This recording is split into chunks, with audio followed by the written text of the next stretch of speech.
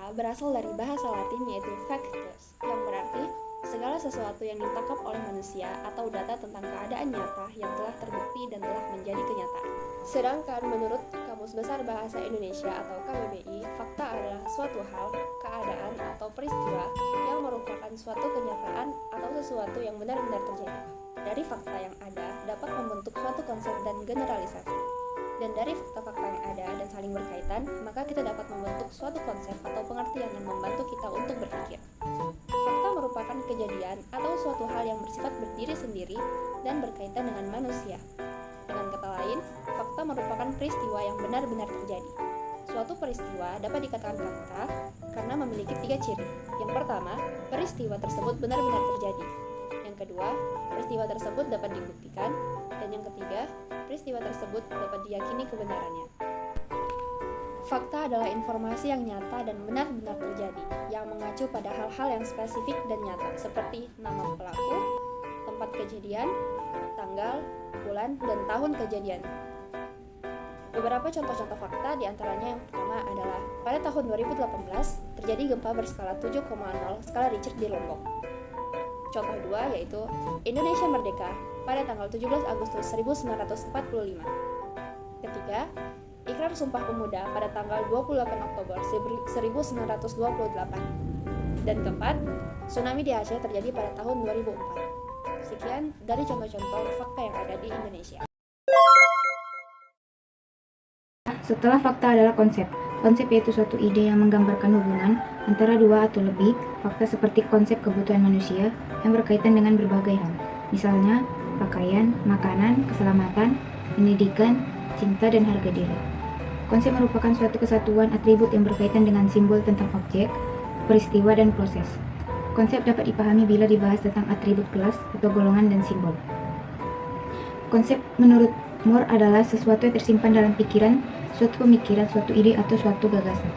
Sedangkan Parker menyatakan bahwa konsep gagasan tentang sesuatu. Konsep adalah sesuatu gagasan yang ada melalui contoh-contohnya. Dalam definisi yang kedua tergambar bahwa adalah seseorang yang mesti terlihat dalam proses berpikir, yakni menyadari contoh-contoh konsep. Proses berpikir ini disebut konseptualisasi, yaitu suatu proses yang terus-menerus yang berlangsung ketika seseorang menghadapi contoh-contoh baru dari suatu konsep.